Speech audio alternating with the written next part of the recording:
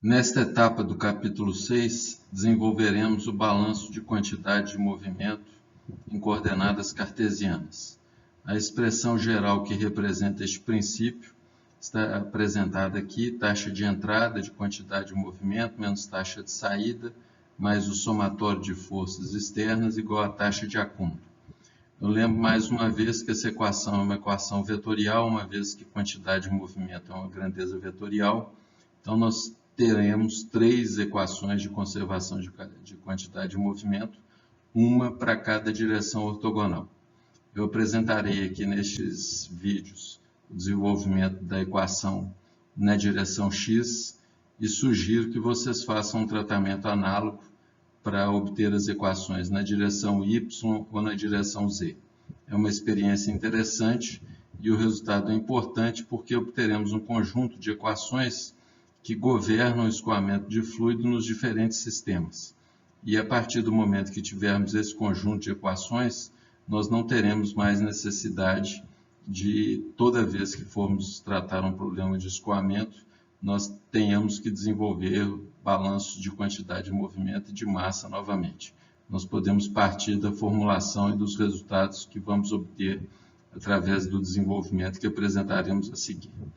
Então, aqui temos um elemento de volume já tradicional para coordenadas cartesianas, com dimensões ΔX, ΔY e ΔZ, e desenvolveremos então o balanço de quantidade de movimento ao longo da direção x. Lembrando que a consideração que estamos fazendo é que hajam as três componentes de velocidade simultaneamente e que essas três componentes variam ao longo das três coordenadas de direção e com tempo. Essa consideração ela tem que estar presente na formulação das equações de conservação de quantidade de movimento. Concentrando então a nossa atenção no balanço de quantidade de movimento na direção x, vamos começar calculando as taxas de entrada por convecção. Eu coloquei aqui um lembrete para facilitar o nosso desenvolvimento.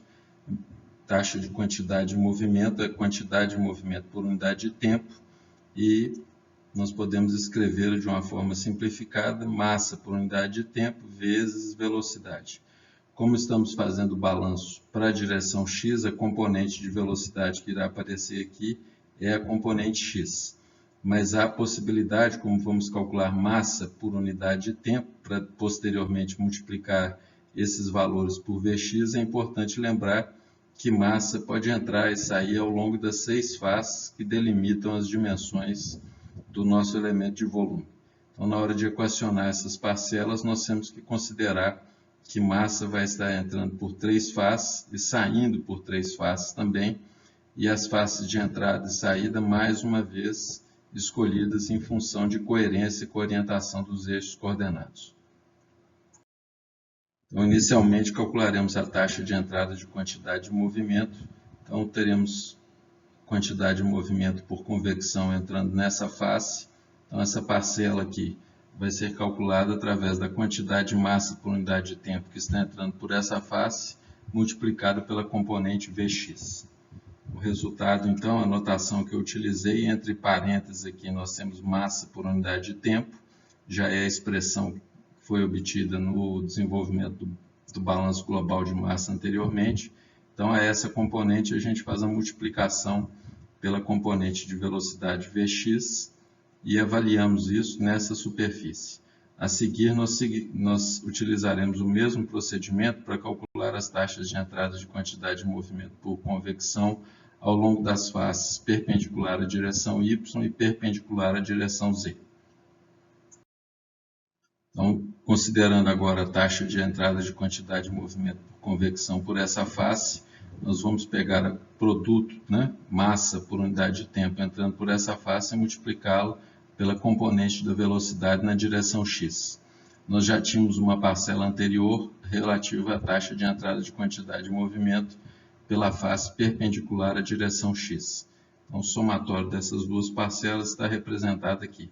A parcela relativa a essa face azul, ΔX, ΔZ, que é a área, Vy, a velocidade perpendicular a essa área, multiplicada pela densidade, e mais uma vez, isso aqui é massa por unidade de tempo, vamos multiplicar esse resultado pela velocidade na direção x. e avaliarmos isso neste plano que está numa coordenada genérica y. A terceira entrada de quantidade de movimento por convecção vai se dar ao longo dessa face inferior, vai ser determinada pelo produto da quantidade de massa que entra por essa face por unidade de tempo, ΔX, ΔY, vezes Vz, vezes ρ, e essa parcela nós multiplicamos mais uma vez por Vx e avaliamos nessa face aqui para determinarmos então a taxa de entrada de quantidade de movimento. O somatório das três parcelas que já calculamos, então, é apresentado aqui. A parcela nova que foi agregada é essa relativa à taxa de entrada de quantidade de movimento por essa superfície inferior. Como estamos considerando um caso de existência das três componentes de velocidade variando ao longo das três coordenadas de direção, nós lembramos que teremos gradientes das velocidades ao longo de todas as três direções. Então, teremos dvx dx, dvx dy, dvx dz, mesma coisa para as direções ou para as velocidades y e z. Então, se há gradiente ao longo dessas direções todas, nós temos que considerar todos os fluxos de quantidade de movimento por difusão presentes. Então, o primeiro cálculo vai ser feito através da taxa de entrada de quantidade de movimento por difusão através dessa face. Como já sabemos anteriormente, esse cálculo é feito utilizando a área dessa face, que está destacada aqui em cinza, e multiplicando essa área pelo fluxo de quantidade de movimento perpendicular a essa área. Esse fluxo é designado pela letra grega tau. A primeira componente é a componente ao longo da qual nós vamos considerar a existência do gradiente, então é tau x, vezes a componente de velocidade, tau xx. A primeira parcela, então, é a área vezes tau xx, que seria o fluxo de quantidade de movimento por difusão perpendicular a essa face. Isso vai ser avaliado nesse plano x. O mesmo procedimento vai ser calculado agora para as outras duas faces, considerando a existência de gradientes de velocidade x ao longo das direções y e z. A próxima entrada a ser considerada é a que está ocorrendo através dessa face, considerando que é uma variação de Vx com y. Então, essa segunda parcela vai ser obtida através do produto de ΔX vezes ΔZ, que é essa área, vezes o fluxo de quantidade de movimento perpendicular a essa área. Esse fluxo é designado por tau YX. Então, esse novo produto agora, que vai ser incorporado à parcela que foi determinada anteriormente, ΔX, ΔZ, tau YX é variado nesse plano genérico Y. Finalmente, a outra área através da qual pode estar entrando quantidade de movimento por difusão é essa superfície inferior. Então, aqui consideraremos a existência de um gradiente de Vx ao longo da direção Z.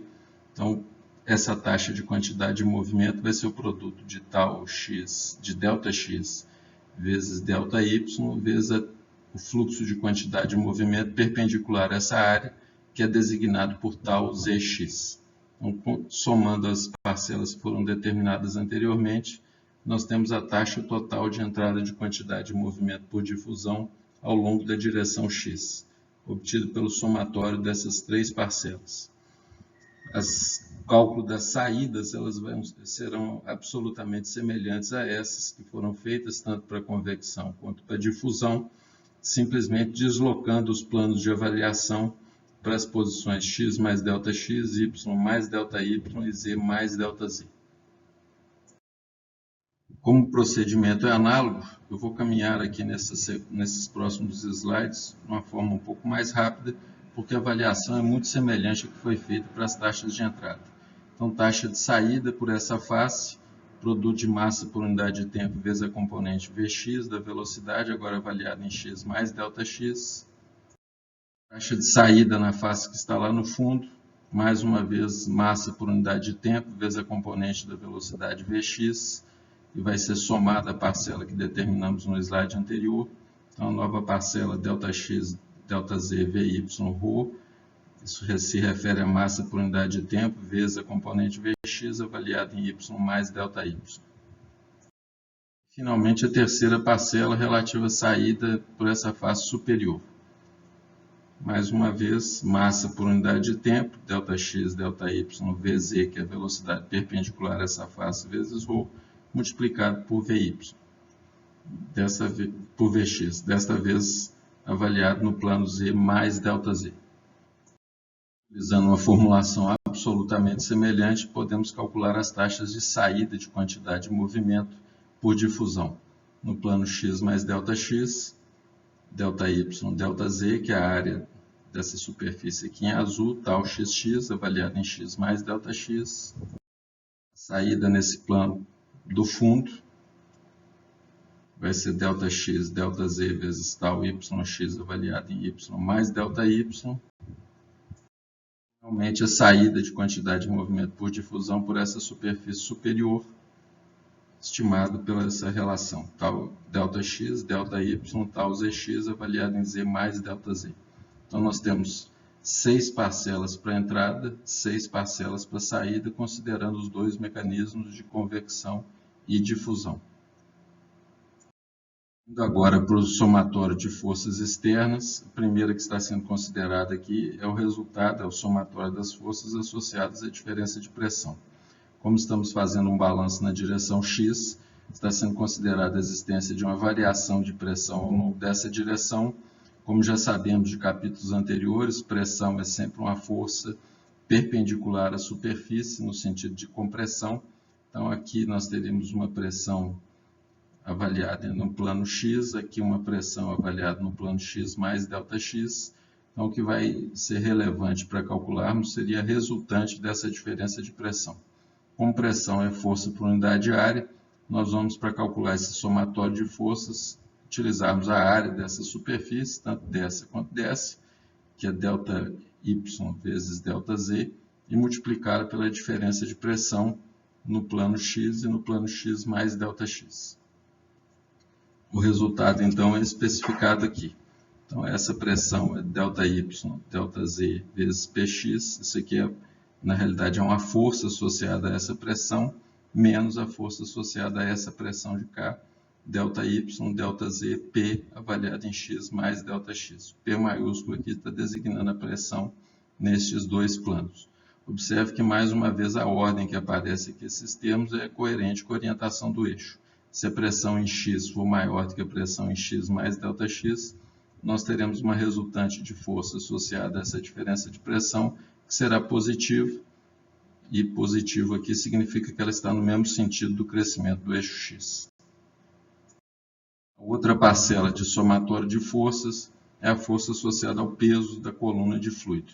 Neste caso, utilizaremos a componente do peso na direção x. Lembre que, apesar daqui nesse desenho a direção x ser uma direção horizontal, alguém pode convencionar a direção x como sendo uma outra diferente. Então, para tornarmos essa nossa formulação geral, nós utilizaremos a componente da gravidade na direção x. Como gravidade é uma força de volume, o peso é uma força de volume, a gente equaciona utilizando o volume do elemento de volume. Então, a expressão que obtemos para a força associada ao peso da coluna de fluido é dada pelo produto do volume do elemento de volume, ΔX, ΔY, ΔZ, vezes a densidade do fluido no interior desse elemento de volume, vezes a componente da gravidade na direção x. Essa componente vai ser determinada na hora que a pessoa que estiver tratando o problema escolher a orientação dos eixos em relação à gravidade. A última parcela a ser calculada neste balanço é a taxa de acúmulo de quantidade de movimento. Como já destacado várias vezes anteriormente, acúmulo é um fenômeno de volume, então, mais uma vez, está representado aqui o volume do nosso elemento de volume, e a taxa de acúmulo de quantidade de movimento vai estar associada a uma variação da quantidade de movimento com o tempo. Lembrando que quantidade de movimento é o produto de massa vezes a velocidade. Então, essa taxa de variação pode ser calculada através dessa equação. Então, ΔX, ΔY, ΔZ é o volume do elemento de volume. Se nós multiplicarmos esse volume vezes a densidade, nós temos a massa, massa vezes velocidade, quantidade de movimento. E ele é avaliado em 2 instantes de tempo, no tempo t mais ΔT e no tempo t, dividido pelo intervalo transcorrido, que é o intervalo de tempo ΔT.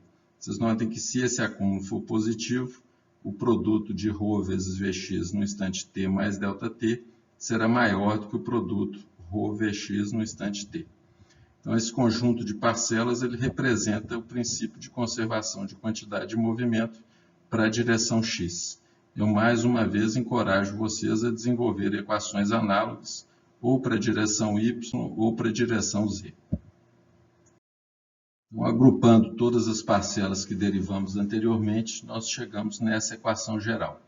Aqui eu coloquei uma convenção de cores para facilitar a identificação das equações.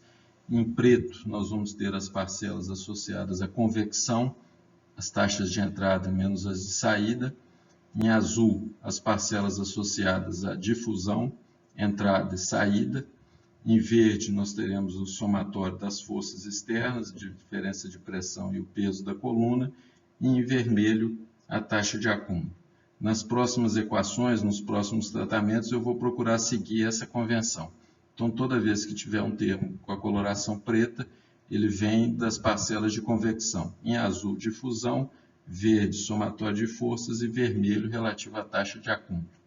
O procedimento a seguir, semelhante ao que já fizemos anteriormente, consiste em dividir toda essa equação pelo volume do elemento de volume e, posteriormente, fazer a divisão da equação, ou fazer o limite dos deltas remanescentes a zero e obter uma equação diferencial representando esse princípio de conservação de quantidade de movimento na direção x. Procedendo a essa divisão pelo elemento de volume, pelo volume desse elemento de volume, que é ΔX, ΔY e ΔZ, as parcelas de convecção ficam escritas dessa forma, as de difusão dessa forma que está aqui embaixo, em azul, parcela relativa ao somatório de forças e a parcela relativa ao acúmulo.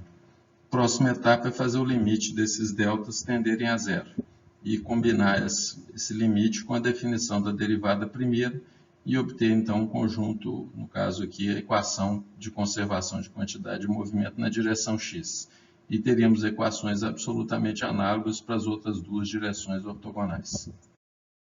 Fazendo esse limite, lembrando mais uma vez do conceito de derivada primeira, nós chegamos na equação diferencial geral representando esse princípio de conservação de quantidade de movimento na direção x. As parcelas de convecção, difusão, somatório de forças e acúmulo. Vocês observem que não foi feita nenhuma consideração simplificadora para chegar nessas equações, ou nessa equação. Então, neste caso, essa equação ela vale tanto para regime laminar quanto para turbulento. Ela vale, nesse momento, ela está valendo para qualquer tipo de fluido, newtoniano ou não, e representa a possibilidade também das velocidades variarem ao longo das três direções ortogonais e também do tempo. Nós temos duas equações adicionais absolutamente análogas a essa, representando os princípios de conservação de quantidade de movimento nas direções y e z.